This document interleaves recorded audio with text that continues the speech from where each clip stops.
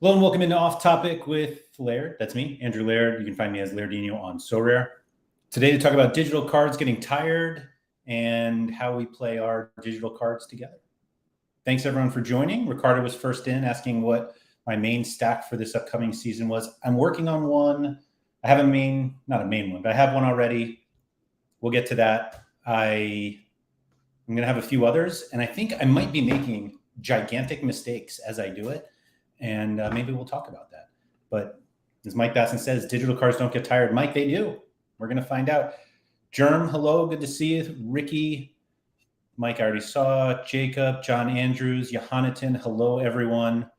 Oh, James Johnson, first time catching this live. Still at work. What a way to finish the day. Finishing the week, hopefully. But thank you for joining there, James, particularly live. Chani, good day. Thanks for coming in. I know Ugo, what's up? I know Nep is streaming right now because I was just chatting in his stream. So apologies to Nep for stealing all of his thousands of viewers who are coming over here. Ziki Zaki, hello. Alex Wilson, let's be honest, this show is just about Midtjylland now in the Scandinavia Discord. So Alex Andre, hello, is right. This is just a Midtjylland Stan channel now, and any slander for anything having to do with Scandinavia will not be tolerated. Simple as that. Sir Holland, hello. I appreciate more people saying hi at the beginning of these, to be honest. Chani said he was on F1. Oh, he switched to Sorare, but maybe I shouldn't even say that. He's doing F1. Nobody wants to go watch that. Anyway, thanks everyone for chatting. It's always really fun to know that I'm not the only one here. So I'm glad Chani's here because I'm going to call him out. I'm actually not. Well, actually, I am. I am going to call him out. So there were a lot of things I thought I was going to talk about today that I ended up talking about on Sorare Andrews this week. If you guys haven't caught that, it came like we did it yesterday. And it was going to be more of the kind of follow-up to the total lack of information that we got after the roadmap update, and why complaining about fitness doesn't make sense yet, and also where I thought Sorare was going to go, or where we're going, where Sorare is going. And we kind of talked about it yesterday. So I don't think I really need to go into it. I didn't do this, don't worry, but I almost wrote down what I wanted to talk about today. But Charlie said he's only halfway through, so no spoilers. Sorry, I'm going to try to not say what I said yesterday. You should just go watch yesterday. Not right now, but go back. It was a really fun conversation, and probably a better one to have with Andy than by myself here, just because Andy has just another perspective on it that I thought it was worth talking about. Even though, we tend to agree on a lot of things, it was nice that there were certain things. And actually it happened with Maxime on the strategy show on Tuesday, office hours on Tuesday, when we had Dan on. Mickey Fu saying I'm on the wrong mic again. Am I really? I am. Mickey Fu, thank you for that. Hopefully that was better. I don't know why he keeps doing that. I'll double check, but thank you, Mickey Fu. Big up on that. Anyway, so the conversation so after Tuesday's show, when we had Dan on, and I almost look at that show as two different shows. There was the part with Dan, and then there was the part with Maxime, me and Maxime, that responded to what Dan had to say. And it probably wasn't fair that we did that in the same show, but waiting a week didn't seem to make sense. Dan gave us way more time than we kind of agreed that he was available for, and that so thank you very much to Dan for coming on. I know that's not really an ideal situation to be in, where I think a lot of people were expecting details, and the details haven't been determined yet. And so he's kind of not this middleman, but he's effectively the messenger, but there was no message. And what I did appreciate is that everyone, other than the few random comments that he read, but for the most part, people understood that why we weren't getting the full details on everything. And it was cordial. And I appreciate that, because internet chats can get really toxic And I really love that these tend not to be that ever. And so thank you to everyone actually like here and who watches the other shows live, or even when catching up on it, that I at least appreciate that we can all speak to each other like we actually respect one another, and hope that we can be kind. That's a big thing for me just in my regular life, that I appreciate that others are doing that. So thank you for that. So I'm not going to get into the whole response. I'm not going to get into what the roadmap was. I'm not going to talk about the response to the roadmap because I think people are still feeling it out. I have not listened to all of the Nellis Techer show from this week, but anyone who doesn't, I'm a big So Far So Rare listener, and I'm glad it's back. But I heard them talking a little bit about it, but it basically was like, but we don't really know. And so I get it. The one thing that I will add, because I haven't been a part of a conversation where this part brought it up, but there was a lot of pushback. There has been a lot of pushback on the fact that the fitness bonus is twice as big as a collection bonus. And there was something that Dan said that I remember as soon as he said it, I wanted to follow up on it. And then we kind of went on another direction, and I literally haven't thought of it again until this morning. But he billed the collection bonus as like a small incentive and kind of like a bone throw to the people who do really like to collect. And then it almost made it sound like the collection wasn't supposed to be like a fundamental part of the game, but just kind of a, hey, good job on getting all, we're glad you're having fun collecting all these cards. Here's a few little extra XP percentage, and just go on your way. And I wonder how the collection game would be viewed if it came at the same time as fitness. Like, I wonder if we would actually have focused so much on it. And not that everybody does. I mean, there are plenty of people who don't. We have basically the extremes of people who are popular on this channel, that like Sean, PSU fans too. Not that he ignores it, but he's not prioritizing it. And then we have Nepenthes, who feels like he would prefer to just make collections than actually play the game. But I wonder if like we basically just wouldn't have cared. Not that we wouldn't have cared, because obviously like if you can get a bonus in the game, you care. But it did feel like it lessened it a little bit, and maybe doing the collection first was good, because that kind of got us into the thought of it. Johanneton said, I think the main thing about collections isn't XP, but the leaderboard in Sorare's opinion, which I think is true. I think that's reasonable, that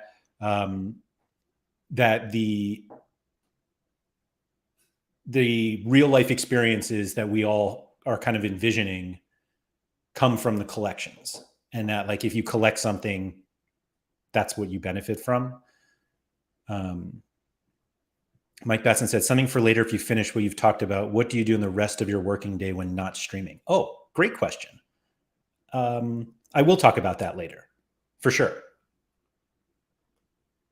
It's funny that, because some days it does feel like people think this is all I do. And this isn't like a part of what I do, obviously. But yeah, you're right. I should talk about that, Mike. Soren Han said, if we're doing both fitness and collection, they should give a 10% collection and 5% fitness bonus. So like, I don't even want to talk about fitness bonuses because we just don't know how they're going to work. And I feel like we're going to spend a lot of time debating things that have no possibility of happening, but we don't know that yet. I don't know. The speculation, there's plenty of things I like to speculate on, and upcoming So Rare rules, when they may not have finished it, is something I feel like it's just, not that it's dangerous to speculate. Dangerous is a very dangerous word, but yeah. So anyway, sorry, I'm catching up on the chat here. Yeah, everybody's talking about how hard Joe Ducey was saying, feeling hard done by the Willis rotation. There was a lot of leagues. So Leagues Cup is awful. And yeah, that Leagues Cup is awful. Anyway, Ugo said, I just love collection and just think being number one for my team, AC Milan will give me back something nice. And I just think like I always have the 5% I lose from the new season. So the one thing that I do, John H says, not sure if you know Laird, but with Icardi moving to Galatasaray, but Sorare did a show PSG games. So I don't think it's official yet. Once it's official, Opta will update. And then when Opta updates, we'll update. So, and Josh is right. Julian Quinones is the GOAT. But anyway, Joe said, I still don't see why old collections didn't get the badge rewards. So this is one thing that I think is a problem, not a problem. Room for improvement on the collection game is it feels forced right now. And it feels forced right now because it is forced. And like, of course, you don't have to buy extra cards for your collection. Like I get it. It's not really forced. I don't want to be that dramatic. But the problem with the collection is that you're not proving how much of a fan you are of a certain club because you bought a bunch of cards from the same year in the same scarcity. And they have nothing right now that allows you to show your fandom through a collection with different scarcity cards. And one of the first things that came up that I thought of when they did the collections, I'm going to pull up my own gallery here just to show. So I made like a partial Orlando City stack. And so I have a rare Gallese from 2020, a rare Robin Janssen from 2021, a super rare Janssen from 2021, and a Mauricio Pereira super rare from 2020. So this is 4 Orlando City cards, 3 players. I'll accept that. None of them can be in the same collection. And so I'm like being penalized because I was able, like super rares, the super rare collection actually is a whole nother conversation. I actually think it's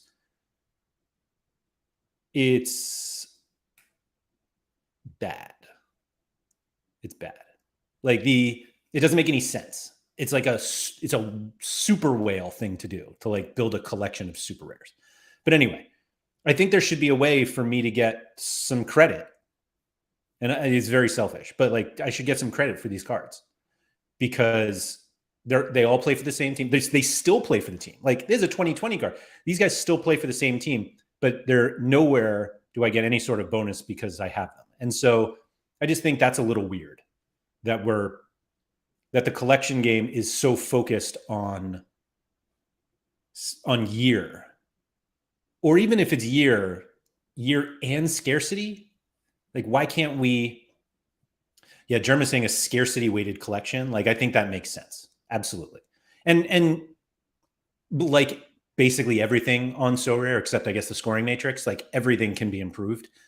And maybe they're working on something like that. And honestly, you don't need to give people stuff for this. Like having the leaderboard is enough for a lot of people where they're like, oh, I want to be number one. How do I get it how do I be number one for this club? So Blue Tomato says, isn't it in basketball or baseball different? So yes. So in basketball, actually, to be honest, I never even really looked. But for NBA, when you go to your collections, and like I have a decent number of Knicks cards, but they mix the scarcities.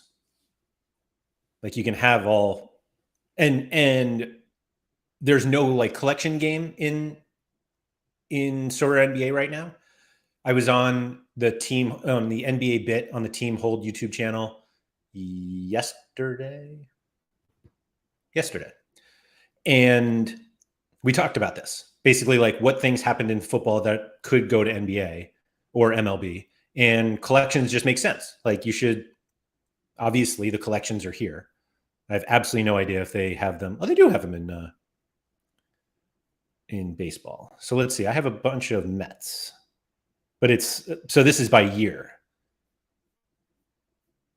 So I have, I thought there was a third. There we go.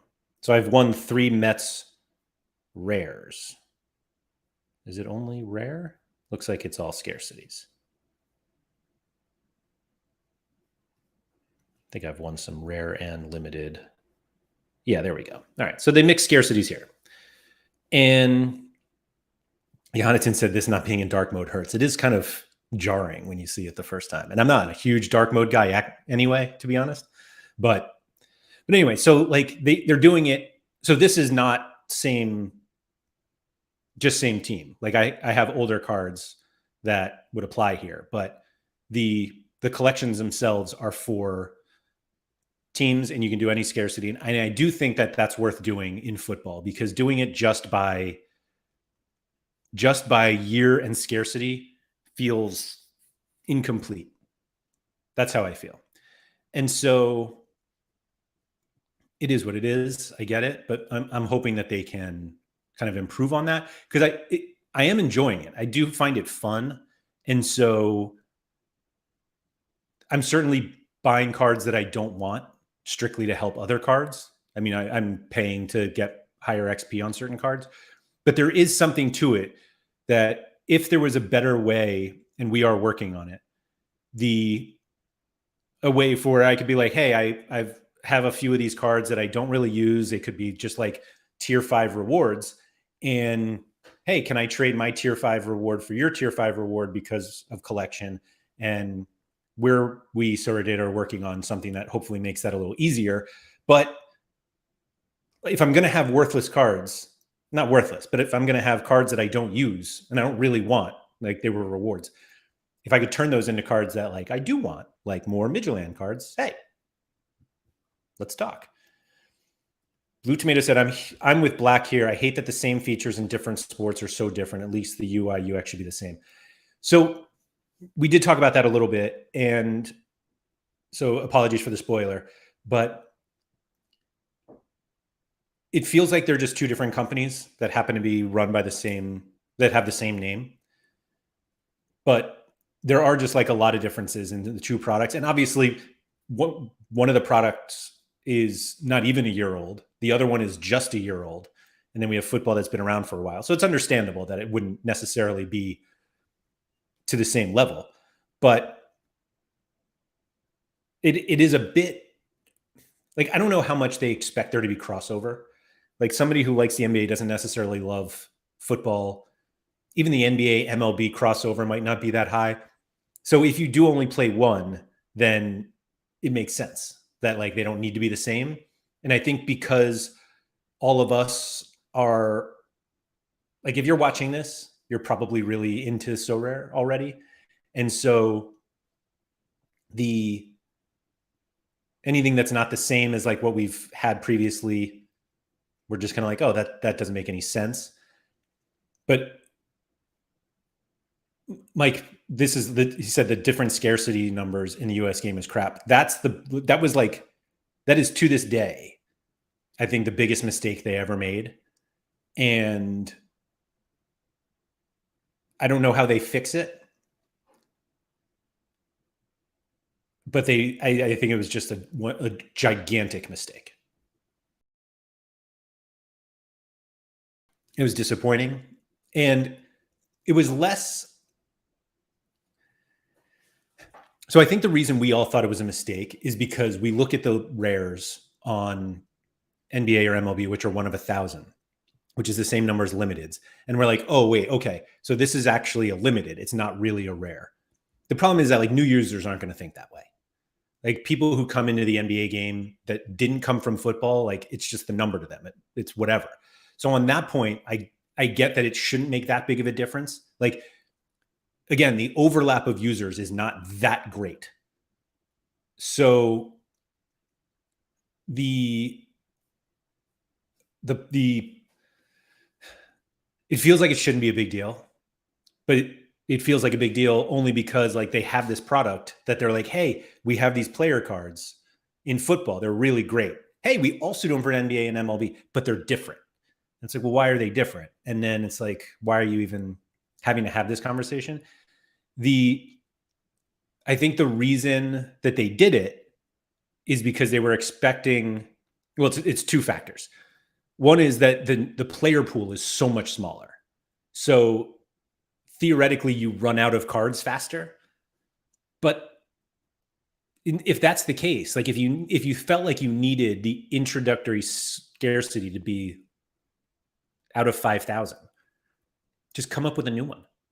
Like come up with a new scarcity and then keep the ones. And I think it was actually YNWA who pointed this out early on, which was something that I didn't really consider.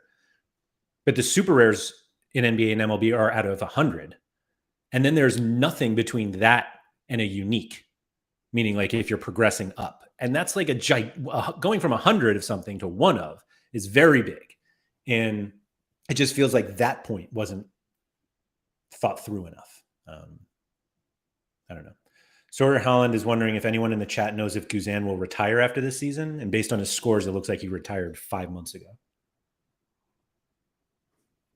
Ugh. Anyway. Ugo said, I have to say that I can only be happy of my summer pumping up my limited gallery with collections, and with almost 1,700 cards now, I think I'll always have my 10% energy bonus, so I can't complain. Whew. That's a lot of cards. That's a lot of cards. Anyway, so I'm 22 minutes in. I have yet to talk about what I wanted to talk about today, which was stacks. And it's mostly I want to attack certain people. I'm just kidding. But anyway. So I feel like stacking is becoming more and more popular. And the collections kind of pushed us that way, which is kind of funny because there was a time where there were users who didn't want stacking to be allowed. And I think Ultimate Champions actually just got rid of stacking, which is an interesting decision. So the collection game doesn't force you to stack at all, but it does make you consider it a lot more than you would, because now you're like, wait, if I have all of these guys, why wouldn't I just play them all together? And I kind of go back and forth. Andy and I talked about it. Again, that's another spoiler, sorry. But like stacking works when it works, and sometimes it doesn't work. And I know that sounds fundamentally absurd when I say it out loud, but kind of the evolution of stacking is really interesting. And I use the term evolution because actually maybe evolution is not the right word, because I'm not sure we've actually evolved. We've just changed. So, but this is where I'm going with this. When I was new on the platform, or relatively new on the platform, it was very clear that stacking was not popular at all. And it was clearly a play the best players game. And the goal was to just get the 5 best players. And I don't love to give him too much credit, and I would never say this to his face. But Sean, PSU fans too, is really the one who I think brought stacking out in the open. And part of that is, so the way that he stacks now is actually very different than he stacked previously. But basically what he's here. Damn it. All right. But I'm going to give Sean credit here. And then now I'm going to explain why whatever. So the first stacking conversations, Ashanti just opened it. Yeah, you must have known that I was talking about you, and it just... Chani, don't worry. I'm going to pump up his ego, which absolutely doesn't need pumping, and then I'm going to have it come crashing down.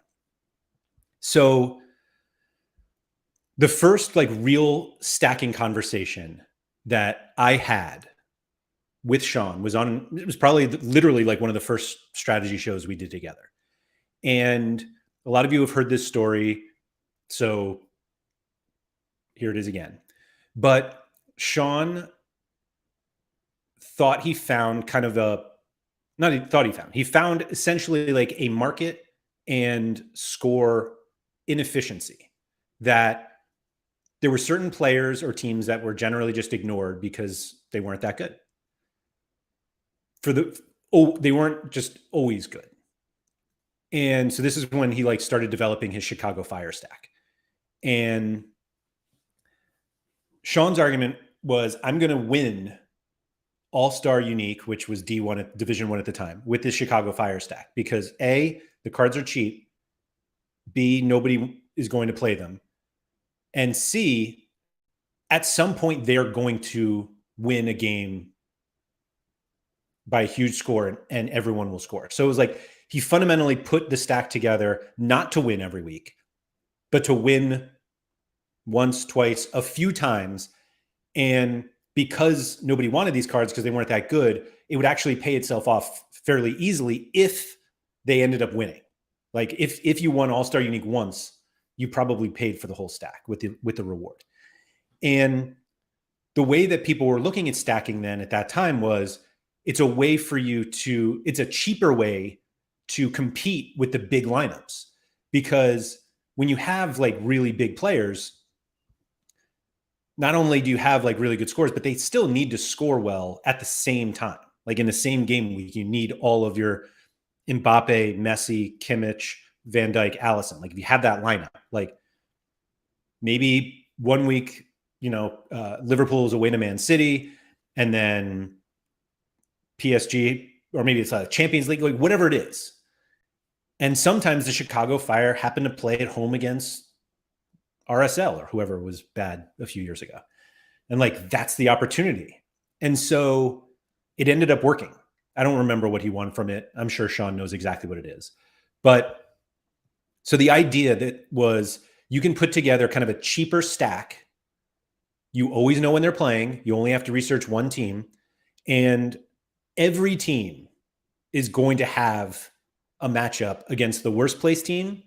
And if they're the worst team, then they're going to have a home game against the next team in the table. And that's the opportunity that they have.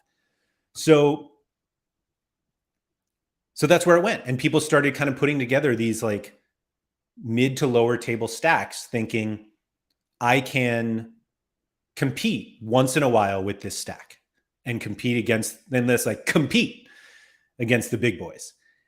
And Sean doesn't do this anymore because the results of that strategy allowed him to get better players.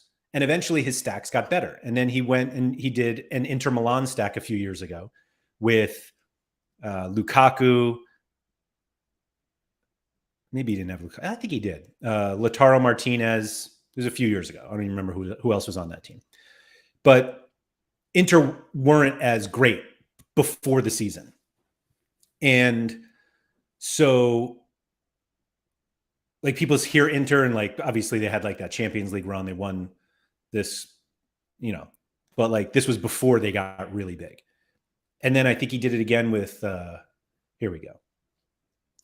Lautaro, Handanovic, Skriniar, Bastoni, Hakan, Barella, whoever I played there. Yeah. But like, this was, people weren't like running to get these guys. Like Inter Milan were mostly overlooked by Sorare at that point. And that was kind of the point. And Sean now is like, I'm just going to do a Bayern stack, or, actually he wanted to do a Bayern stack and couldn't because he hated Lewandowski so much. And then he won Lewandowski. This was again before he left. So Sean's not doing Chicago Fire stacks anymore because the success of the Chicago Fire stack led to an Inter Milan stack, which led to whatever he does now. And I'm not saying that he never stacks. And I'm not saying that like, that's how you have to do it. But it was just a very clear, you can take advantage of these stacks every so often to then getting a stack of ones that should, maybe they, instead of it hitting twice a season, it hits 5 times a season. And like, you can win like really good cards doing this. Sean said he won Lewandowski, who was worth the price that he paid for his Inter stack. So like, yeah, that's ridiculous. Anyway, so then stacking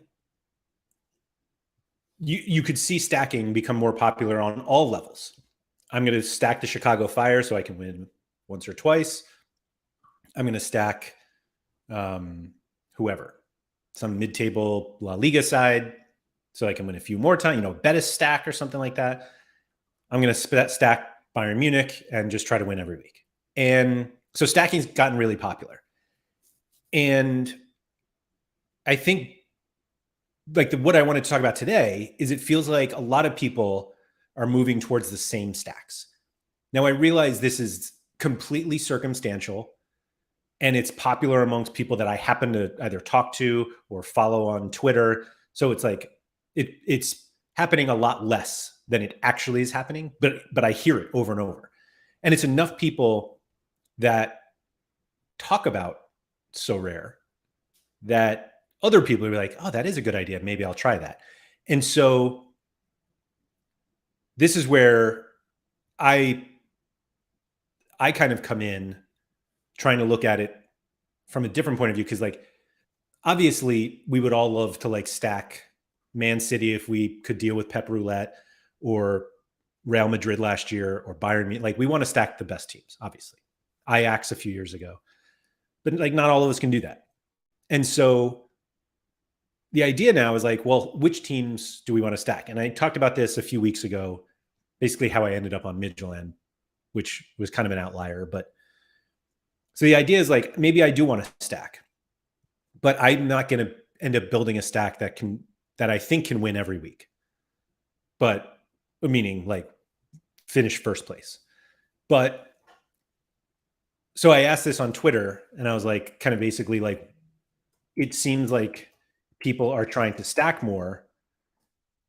And what were the popular ones? And I meant it popular in the sense of the ones that people are putting together.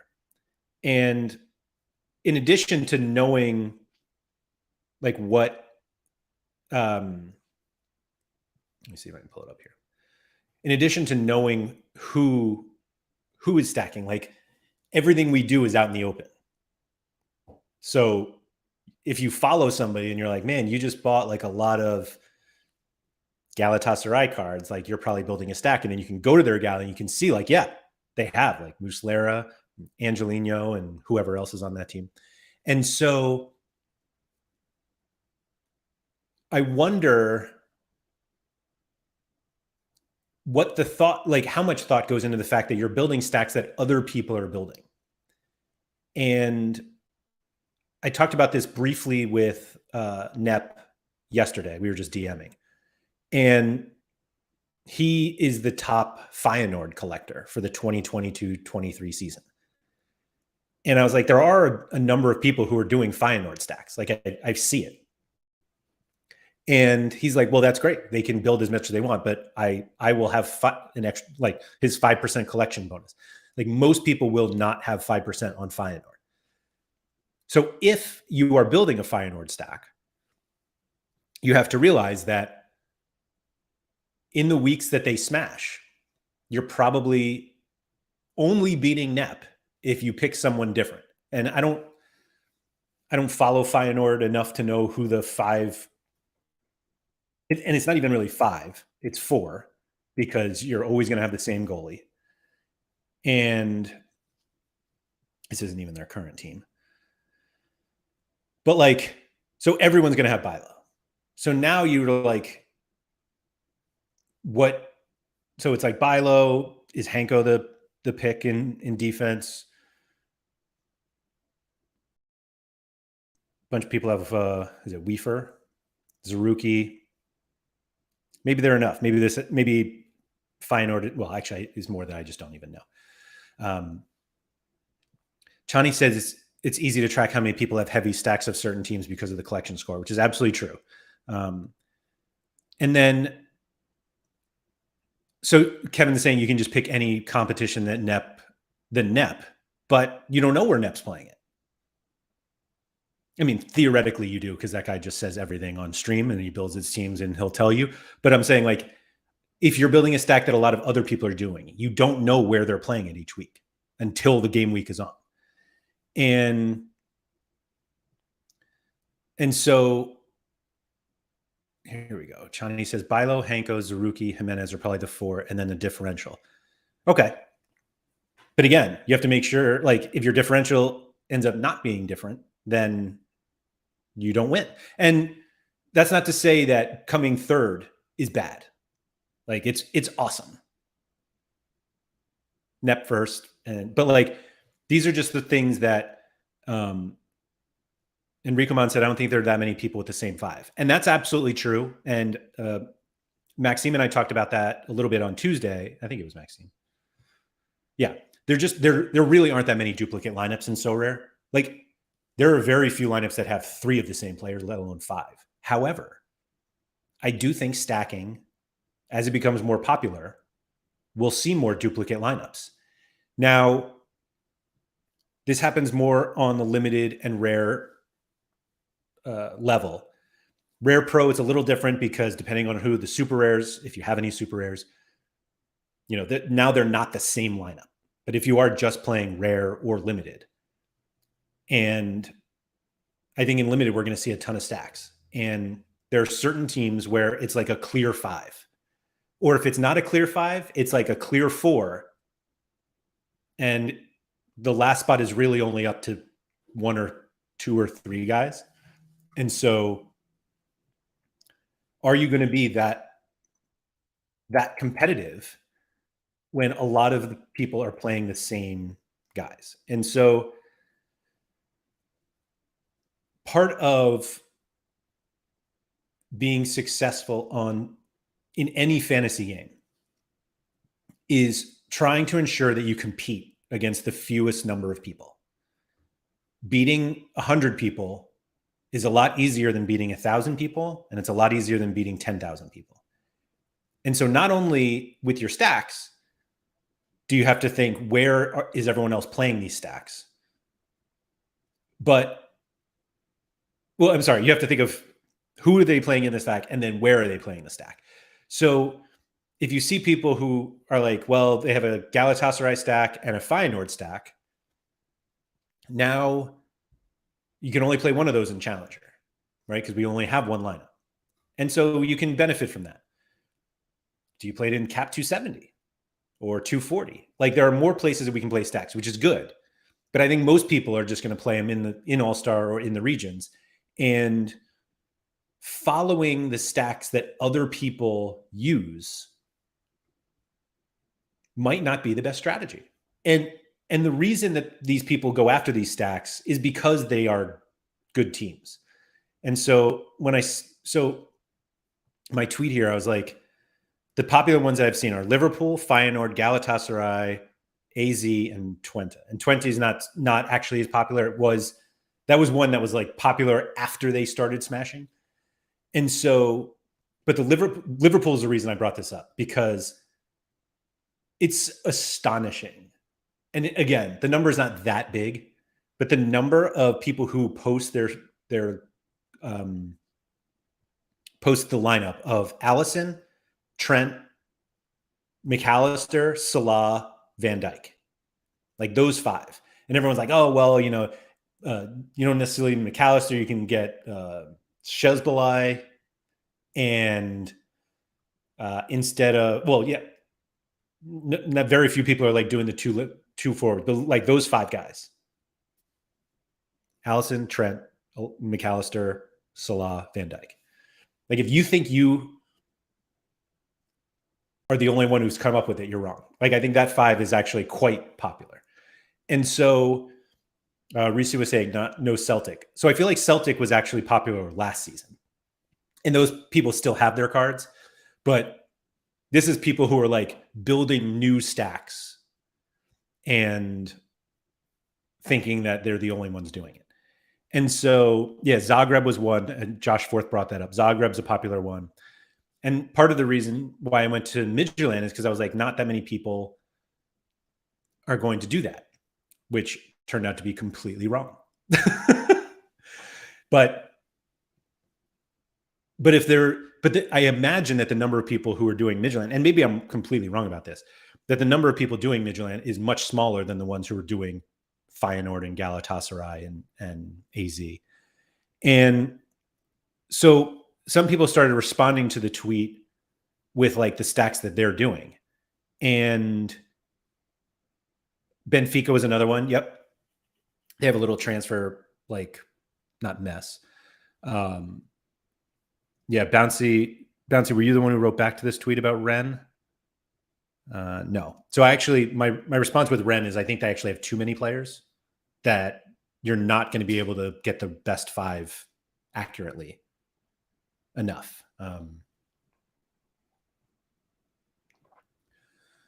Scozer said, yeah, Brendan Rodgers at Celtic now will have his own ideas on regular starters. Yeah, I mean,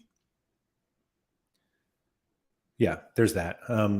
So I think, so basically I was doing I obviously did my Midtjylland stack, and I worked on, I'm trying to do a few others. Somebody called me out on buying some Fenerbahce players, which actually I don't think I have. I have Muslera, or Galatasaray, excuse me, not Fener. No, it was Fener. Yeah. But because I had Tadic from Ajax. And so I've actually went into the point of, do I create stacks based on my existing cards? Like, it's easier to build a stack if you just have it. And so this is actually something I was going to share in, that I was going to share yesterday. Actually, no, I was going to share it today, but let me clean this up because I don't want you guys to see this one thing. But basically I was putting together this like graphic of stacks that I had. And it was a decent exercise for figuring out where I had holes. And it was less about holes than figuring out, like, do I actually want to buy anything? And let me see if I can show you guys, because I don't want to give away too much. So I feel weird. I'm always amazed at the content creators who are willing to show everything, because like, if you knew somebody wanted something, wouldn't you kind of make it harder for them to get it? Since we're like buying all this stuff. But we'll see. So this is the one. Sorry, this is like really riveting content here, but I want to show you guys what I mean.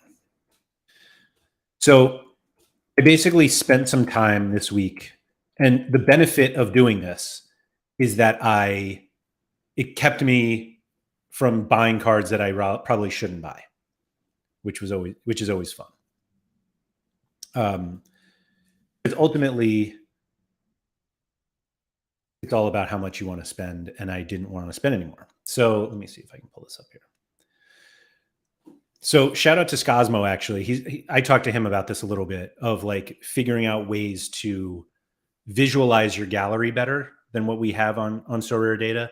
And not to like talk about how we do it specifically on Sorare data, but like some people like to use spreadsheets. I actually tend to use a spreadsheet to like track my cards, but this exercise kind of gave me an idea of like where I had holes. And so Ricamon says, there a way to see the most popular stacks played? There is on the impact players page, which I can show you in a second, although I'll show you that. Yes, you can. So I basically tried to like show that line, if I have players from each team. Midtjylland, I obviously have a ton of, because I started doing the collection. But I made like this Atlas stack. Previously, I had Julian Quinones here, but then he transferred, so I took him out. This River Plate, I had Rafael Borré when he was at River Plate. And then when he left, I got Julian Alvarez. He left, so I have this Soul stack. And then it's like, well, I have some Zagreb players, and I have some Sporting players, and Orlando City. And I lucked my way into 2/5 of a Man City stack. Do I want to do that? And I basically went through all of this thinking that I could use it to figure out who I should target, like moving forward. Joe's saying Quinones in America should absolutely bang. He's already banging. Like, he is banging. The guy is amazing. So in addition to that, I also made basically a league stack, because I've gone back and forth on whether I really want to stack all the way or not. And I just don't know if it's optimal. Some weeks it is, some weeks it's not. I kind of am convinced that it's more of that it works when they win big. Like when a team wins 3-0, 4-0, and you have to make sure you get the right guys who could have the decisives. And I'm not convinced, but I'm fairly certain that either a 2-3, meaning goalie, defender from one team, and then attackers from another team is better, because then you need, like, if they win 1-0, your goalie defender win 1-0, like, you get the clean sheet, it's probably fine. And if your attackers are in a game that's like 4-2, 5-1, the conceded goals don't really matter. And so there's that. So in addition to team stacks, I think league stacking makes sense because generally they play at the same time. Like, that's one of the biggest problems that people can encounter when you are picking players from everywhere, in that you have to make sure they're all playing on the same weekend. And generally everyone plays on the weekend, but there are times where, like, Austria has cup matches one weekend when the Eredivisie is going. And it's like, oh, well, if I have a split squad, now I don't have a lineup because I don't have enough players. So that's why I tend to so I built this other one.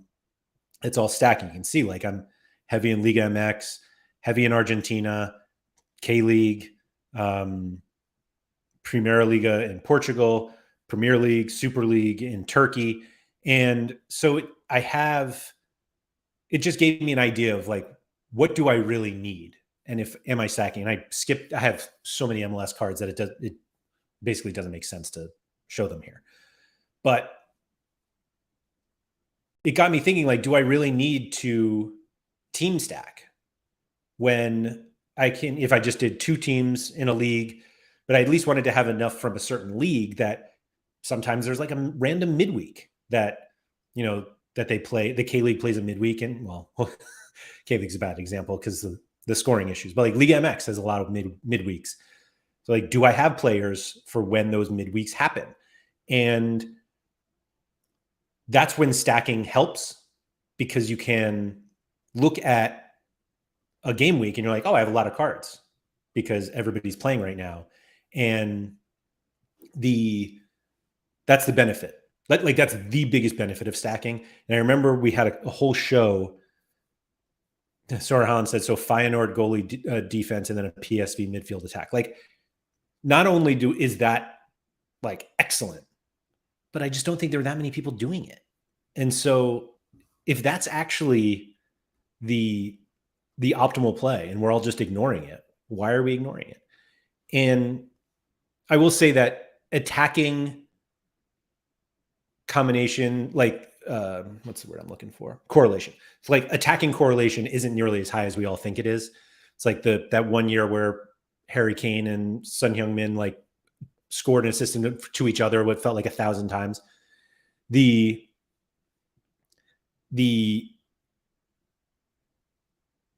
people think it happens a lot more than it does. And so I actually, like, the goalie defender correlation makes sense. If they get a clean sheet, they probably both score well. It doesn't happen always, but usually. And so it's just a way to think of it. And then with the attacking, 2-2-1s happen enough. But I don't know. I keep going back and forth on stacking for myself, and I don't have the patience to go an entire season to see if it works, because I think you end up making suboptimal decisions, just in order to keep the stack together. And that's a bit tricky. Ugo said the fitness is being created. Stop playing always the same stack and be a bit more creative. So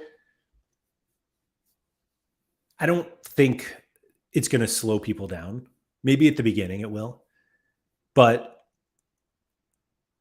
I think we're overreacting to the fitness. And the reason is because I just don't think people look at XP and make decisions based off of it. I really don't. And everybody jokes that like Nep always looks at like the percent, like the XP of winning lineups and stuff. And I know that he is really into it. But we just don't do that going into game weeks. And if you have a good card that is on 3% fitness, you're not going to go through and look at everyone else who has that card and see that theirs has 10%. And you're going to make a decision on that. It's not going to happen. The only time where I think it could happen or that it makes sense is in the unique division where there's so few lineups and cards. But even then, I don't think people are going to do it. I think people will say they do it, but they just won't. And German's right here. At the end of the day, the raw score is still the most important. And Sorare said, before I never looked at XP, but the difference between 10 and 0 is a lot. So it is a lot. But it's also, I don't think it matters. Not that it doesn't matter. I don't think it's going to be part of your process where you're like, all right, I'm going to make my lineups. And you put your lineups together and you're like, oh man, my Nicholas De La Cruz River Play card only has 3% fitness, which is probably more accurate of Nicholas De La Cruz in real life anyway. Let me see what everyone else who might play Nicholas De La Cruz has. And now you're looking not just at fitness bonus, but like, what if they have, like you're looking at total bonus? Because like my Nicholas De La Cruz is on 10% XP, 3% collection bonus, and then whatever the hell fitness I get. And I'm not going to go through and see what everyone else has in terms of total percentage, or if they're even going to play them that week. And if they're going to play them in a competition that I'm playing in. Like it's just not feasible to do all of that work. And it's also not worth the time. You're going to play the players that score the most points. And I say that, but like, and the percentages have to do with the players that score the most points. Like a player with 12% bonus and scores 80 is going to outscore the 80-point scorer with 10% bonus. I get that. But the actual bonus review is not going to happen. And we're all going to sit there and be like, is this card better with 3% more or 2% or 1%, whatever the bonus is, whatever the fitness drop is. And we're like, we need to pay. We have to think like, is it worth the one pound, 5 pounds, $3, €2, whatever the price ends up being? Is that worth 1%, 2% more in this lineup? And there will be tons of people who are like, yes, it matters.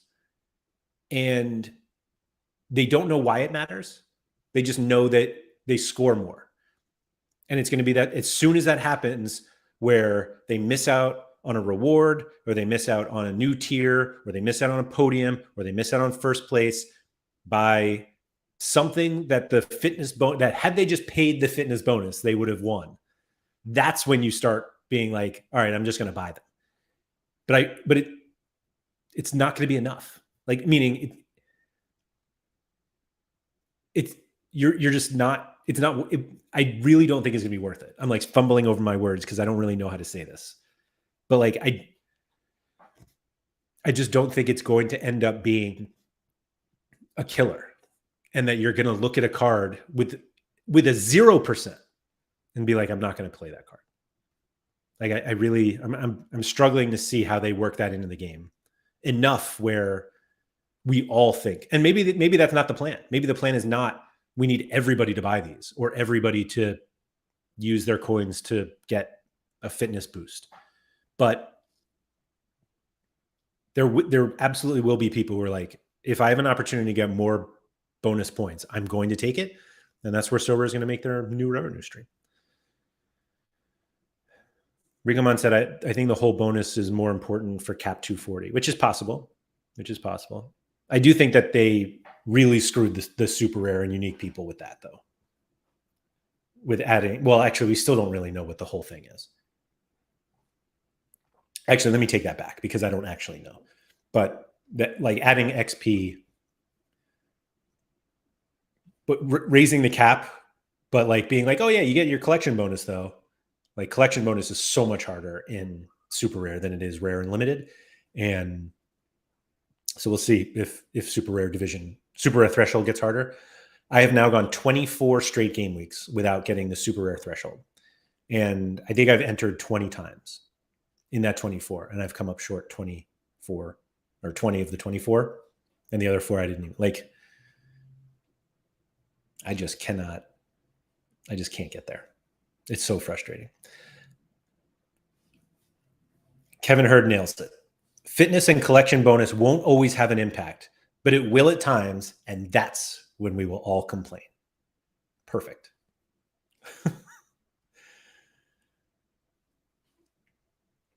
I'm saying I suck at super rare 240 for sure. For sure. I'm just very bad at it. Yeah, Gator Guide. Yeah.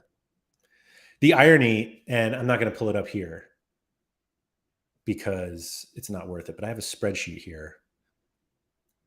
So the last super rare threshold that I got was game week 373. This is game week, what now? 393? So maybe it's 20 game weeks. However, over that time, I've won over an ETH of ETH in other competitions, like All-Star Rare Pro, and I do get the rare 240. U23 Rare Pro, I won ETH. Like it's weird. That's the problem, Germ. I'm trying. I really am. Johnny says it's still 50% hit rate generally for threshold wins overall. That I don't know. I haven't looked into that yet, but I should do that.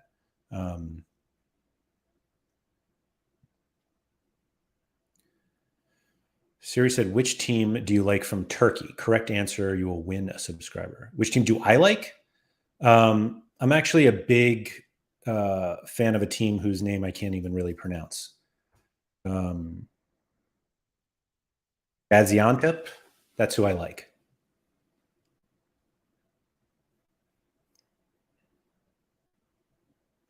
Yeah, Chani, I'll look into that because we obviously have the data, so I'll look into that to find out how many people are actually hitting. I know for sure it ain't me. Yeah, it is definitely not me hitting that threshold. The reason I picked out that Gaziantep, Gazi Shahir, Gaziantep, is that how you say it? I don't know. Fenerbahce is the team though. Oh, well, I mean, I'm now a Fenerbahce fan because of Dusan Tadic. So, but I have 2 Alexandru Maxim super rares, which is why I need them to come back. Chani said I'm 19 thresholds off from paying off my super rare purchases. That's not that many though. 19? I mean, we've got so many game weeks to play. So many. So we just have to see like what comes from that. So the last thing I'm going to talk about, I realize I'm about to go kind of long here. I touched on this a little bit on Sorare Andrews, but it's actually like the one thing I wanted to talk about this week was going back to when I think it was a lock on Nellis's show said that they wanted to make it so coins are more not valuable, but they want people to win coins. People will want to win coins more than cards. And we all thought that was crazy. And now it's starting to make sense that there are going to be times where we enter lineups and it's like, hey, you want a fitness pack? You can use that now for the card that you thought that you were considering paying us for to boost because they're at 8% fitness and now you can get it to 10. You can win that. And you're like, that is more valuable to me than a $1 rare card. And at the time, we all thought we're going to want to win coins to like get mystery jerseys or hats. And that wasn't enough for most people or a lot of people. And they were like, no, you're going to want to win coins. And we're just like, we don't see it. And like, We see it now. That like it's going to be stuff that will help you in the game more than like a rare card or a limited card that you need 12 of so that you can send it over to one of the bots for a card that you actually want. I'm starting to see it now. I think that's all I got for today. If you guys have anything in the chat, I got a few more minutes if you want to hang out, but if not, it's been a week. Not really, actually. I will say I'll start planning the letdown right now, that not this coming week, but the week after, I'm off. Like I'm away and I'm not working. And I might just not do any shows that week. I'm debating it. I feel like Rikamon, good call. Show the stacks. I'll show that right now before I go. So if you go to the Game Week Center, we have this Impact Players link. Sean, I'm off not this week, but the week after.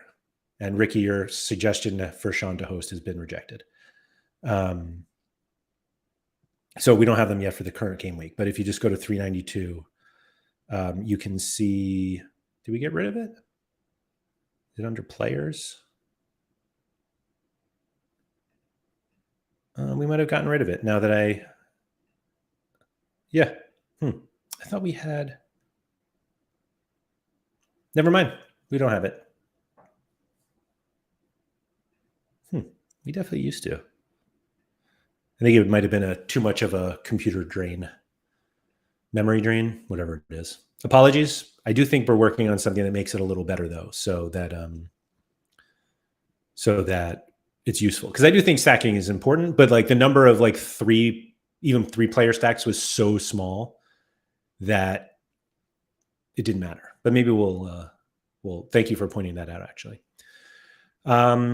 So yeah, before there's any more talk about Sean getting the keys to the car, thank you to everybody for joining. Please like and subscribe, all that good stuff. Shout out to Quinny.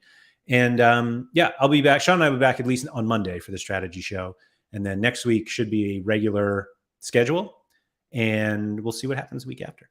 But thanks everyone for coming and good luck this weekend.